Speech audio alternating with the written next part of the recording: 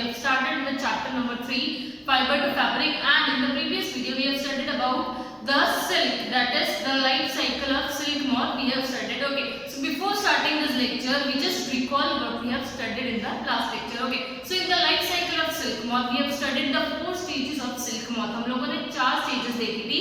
So the first one was the egg stage, second one was the larva stage, third one was the cocoon stage, and fourth one is the adult stage. सबसे पहले female silk moth eggs देती है, उससे larva निकलता है and उसके बाद वो जो लार्वा है वो कोकून स्पिन करना शुरू करता है and as soon as the cocoon is hatched an adult silk worm is being produced. Okay, so now in this lecture we are going to see the procedure from cocoon to the silk, means how we are getting the silk from the cocoons. Okay, so for getting the silk from the cocoons, the silkworm are being reared. Okay, so first step in the production of silk is the rearing of silkworm. As you already know, the female silk moth, you can just see here, the female silk moth lays hundreds of eggs at a time. एक female silk moth क्या करती है, वो एक ही साथ 300 to 400 eggs lay करती है and these eggs are stored on a strip of cloth or a paper, मतलब साफ सुथरा कपड़ा या फिर एक पेपर पे इनको स्टोर किया जाता है and these eggs are being sold to the silkworm farmers. फिर क्या करता है, इन एग को हम लोग silkworm farmers को सोल्ड कर देते हैं and the silkworm farmers are storing this egg and keeping it in a very hygienic conditions. फिर silkworm farmers क्या करते हैं, ये जो eggs हैं उनको एक नीट एंड क्लीन प्लेस पे हाइजीनिक कंडीशंस के अंदर इनको स्टोर करके रखते हैं and they provide optimum temperature and climatic conditions for the eggs to hatch. फिर वो लोग क्या करते हैं कि एक पर्टिकुलर टेम्परेचर और ह्यूमिडिटी वाले एटमॉस्फेयर में इनको रखते हैं सो दैट वार्म एटमॉस्फेयर में ये जो एग्स है हमारे हैच हो सके. So once the eggs are being hatched, जैसे ही हमारे एग्स हैच हो गए उसमें से निकलता है क्या, larva. As I've told you in the last lecture, as the eggs are hatching, the larva or the caterpillar is moving out of the eggs. So as soon as the eggs are being hatched, the larva comes out of the eggs. Now अब इनका feeding procedure शुरू होता है. यहाँ पे अब larva निकल के तो आ गया एग से, अब उसका फीडिंग प्रोसीजर शुरू होता है. So the larva is being fed on the mulberry leaves. ये है हमारी mulberry tree and this is the mulberry leaves. So the caterpillar or the larva is being served with the mulberry leaves. In the starting it is feeding on tender mulberry leaves. Tender mulberry leaves means जो mulberry leaves एकदम soft होते हैं ना, easily chew हो जाते हैं उन पे. And as soon as the eating continues, जैसे वो खाते रहते हैं they grow in size enormously. फिर क्या होगा, जैसे वो खाना खाते रहेंगे mulberry leaves, उनका साइज बड़ा होता जाएगा. So as soon as they start eating the mulberry leaves, they increase in size and after attaining a particular shape or size, they can feed on the coarse mulberry leaves also. Tender mulberry leaves starting stage में खाए जाते हैं जब caterpillar और जो larva है एकदम छोटा होता है. उसके बाद क्या होता है, जैसे ही वो साइज में बड़ा होने लगता है फिर क्या होता है, हम लोग इसके जो थोड़े रफ लीव्स है ना वो भी वो कैटरपिलर खा सकता है. So once the feeding is done, फिर इनको हम लोग क्या करते हैं, बैम्बू की ट्रे होती है, या ध्यान रखना बैम्बू की इतनी सी बड़ी बास्केट या फिर ट्रे होती है. सो हम लोग उन सारे कैटरपिलर्स को वहां पे ट्रांसफर करते हैं एंड वी आर कीपिंग और putting some mulberry leaves there also.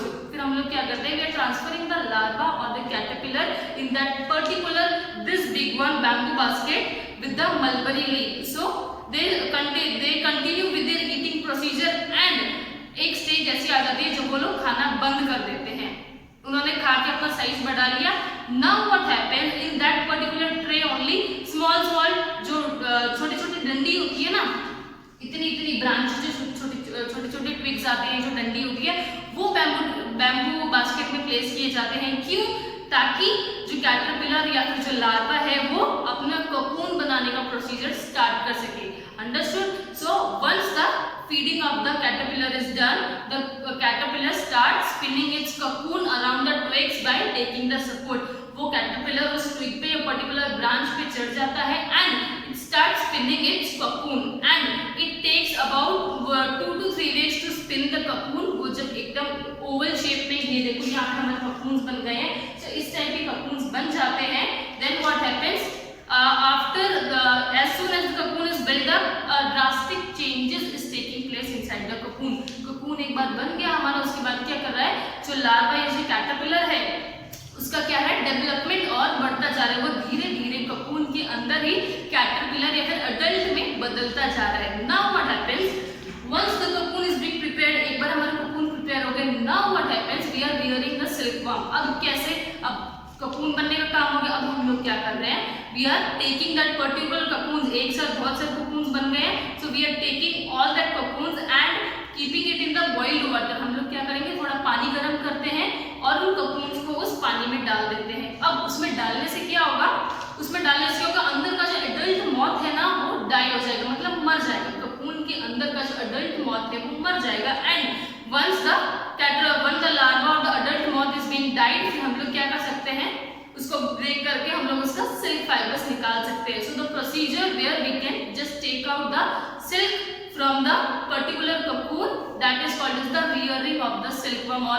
it is called as the reeling of the silk। मतलब ककून से एडल्ट, ककून के अंदर का जो एडल्ट है उसको किल करके जो रॉ फाइबर्स हैं, जो सिल्क के फाइबर्स है वो निकालना, उस प्रोसीजर को हम लोग बोलते हैं reeling of silk. So this is the whole procedure where the rearing of silkworm is being done। and one more information is there, see for 1 kg, for obtaining 1 kg of raw silk, 1 kg raw silk हमको obtain करने के लिए we need 5500 cocoons। for obtaining 1 kg of raw silk we need 5500 cocoons।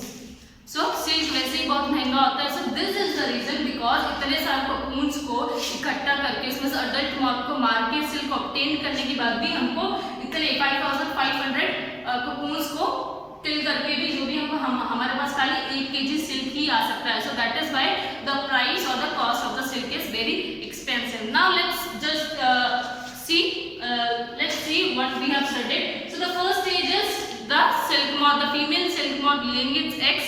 उसके बाद क्या होता है, जैसे सिल्क मॉथ ने एग्स दे दी, उसके बाद क्या होता है, वही उन्हीं एग्स को हम लोग पर्टिकुलर क्लीन पेपर पे या फिर क्लॉथ पे स्टोर करके हम लोग सिल्क फार्मर्स को बेच देते हैं। वो वहाँ पे हाइजेनिक और अच्छी सी क्लाइमेटिक कंडीशंस में रखते हैं, वार्मथ प्रोवाइड करते हैं, जिसकी वजह से क्या होता है, जो एग्स है इजिली हैच हो जाते हैं। और एग्स हैच होने के बाद क्या होता है, उसमें से कैटरपिलर या फिर लार्वा निकलता है। अब कैटरपिलर या लार्वा निकल गया, अब हम लोग क्या करते हैं, उनकी फीडिंग पे ध्यान देते हैं। So feeding is done by the mulberry tree और द मलबरी लीव्स। स्टार्टिंग में वो लोग सॉफ्ट मलबरी लीव्स पे फीडिंग करते हैं एंड बाद में जाके वो कोर्स मलबरी लीव्स पे ही खाना शुरू करते हैं। And the type of mulberry leaves they are eating, so cocoon उसके हिसाब से अपना कलर देता है। The colour of the cocoon differs from white to golden yellow. Okay, एक बार फीडिंग हो गया, जैसे ही फीड कर रहे हैं वो साइज में बढ़ते जा रहे हैं। साइज में बढ़ने के बाद क्या हो गया, उसके बाद वो करते हैं अपना कोकून बनाने का काम। So they will start spinning their cocoon around the tree.